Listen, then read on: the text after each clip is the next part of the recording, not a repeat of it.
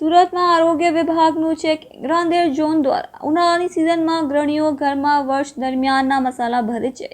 આરોગ્ય વિભાગે મરી મસાલાનું વેચાણ કરતા વિક્રેતાઓને ત્યાંથી સેમ્પલ લીધા। અડાજણ આનંદ મહેલ રોડ પર લાગેલા વિવિધ મસાલાના સ્ટોલમાંથી સેમ્પલ લેવાયા। હળદર, લાલ મરચું, ધાણા જીરું સહિતના મસાલાઓના સેમ્પલ લીધા। મહત્વનું છે કે લાલ મરચું ભેળસેળવાળું અથવા તો નકલી આવતું હોવાનું સામે આવ્યું છે। આરોગ્ય વિભાગે સેમ્પલ લઈ લેબમાં મોકલ્યા। જો સેમ્પલ નેગેટિવ આવશે તો વિક્રેતાઓ સામે કડક કાર્યવાહી કરાશે।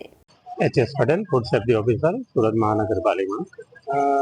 કઈ રીતની કામગીરી ફૂડના સેમ્પલ માટેની કરવા જઈ રહી છે? હાલમાં મરી મસાલાને જે ભરવાની સિઝન ચાલે છે ઘરોમાં, એટલા માટે મરી મસાલાના સેમ્પલની લેવાની કામગીરી સુરત કોર્પોરેશનના વિસ્તારમાં આવેલા દરેક ઝોનોમાં કામગીરી ચાલી રહી છે। કેટલી ટીમ હાથ ધરાવી? હાલમાં છ એક ટીમો જેવી છે જે દરેક ઝોનોમાં જઈને કામગીરી અત્યારે આપ કઈ જગ્યા ઉપર સેમ્પલ લેવા માટે ઉપસ્થિત છો? હાલમાં રાંદેર ઝોનમાં આનંદ રોડ ઉપર છે અને ત્યાંના મંડપમાંથી સેમ્પલ લેવાની કામગીરી ચાલે છે। કયા કયા મસાલાના સેમ્પલ લીધા?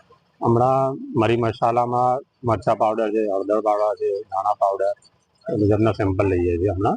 હવે સાહેબ વાત કરીએ તો આનું સેમ્પલનું ટેસ્ટિંગ કેટલા સમયમાં આવી જશે એનું રિપોર્ટ? રિપોર્ટ બહુ જલ્દી આવી જાય છે અને જે પ્રમાણે રિપોર્ટ આવશે તે પ્રમાણેની આગળની કાર્યવાહી ફૂડ સેફ્ટી સ્ટાન્ડર્ડના અનુસંધાનમાં કરવામાં આવે છે।